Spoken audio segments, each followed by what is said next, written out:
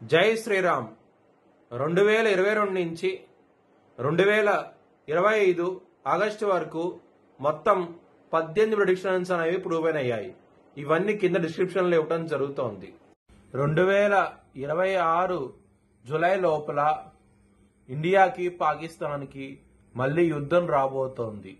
మకర రాశికి అధిపతి శని మకర రాశిలో ఉత్తరాషాఢ 2, 3, 4 పాదాలు, శ్రవణం 4 పాదాలు, ధనిష్ట 1, 2 పాదాలు ఉంటాయి. ఈ నక్షత్రం వాళ్ళందరికీ నేను చెప్పే వార ఫలితాలు వర్తిస్తాయి. ఈ వారంలో ఓన్లీ ఒక గ్రహం మాత్రమే యోగిస్తోంది, మిగతా గ్రహాలు వ్యతిరేక ఫలితాలు ఉన్నాయి.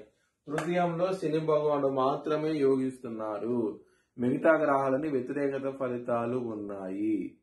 మీరు మినుములు దానం చేయండి, బ్రాహ్మణుడికి మంచి ఫలితాలు ఉంటాయి. దుర్గాదేవిని ఆరాధించండి, ఇంకా మంచి ఫలితాలు ఉంటాయి. ఈ వారంలో సోమవారం రోజున ముఖ్యమైన పనులు స్టార్ట్ చేసే ఖచ్చితంగా విజయం సాధిస్తారు, ధనలాభం ఉంటుంది, చాలా ఆనందంగా ఉంటారు.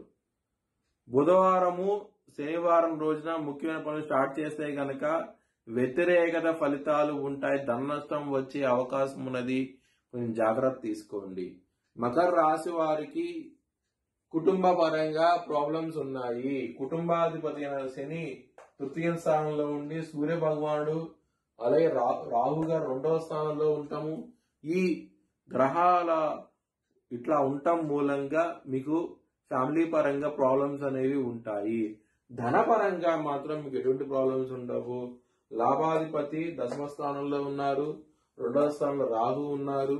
సో మీకు ధన పరంగా మాత్రం ఎటువంటి ప్రాబ్లమ్స్ ఉండదు. మరి గురువు గారి దృష్టి కూడా 2వ స్థానం మీద ఉన్నది కాబట్టి ఖచ్చితంగా ధనపరంగా మాత్రం ప్రాబ్లమ్స్ అనేవి ఉండవు.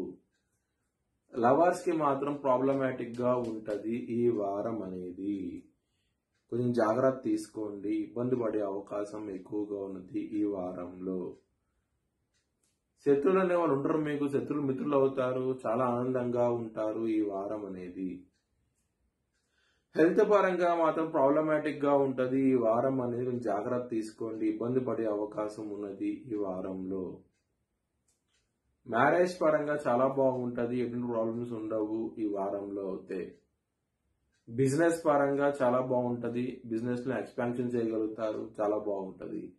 వృత్తి పరంగా మాత్రం మీకు చాలా బాగుంటది.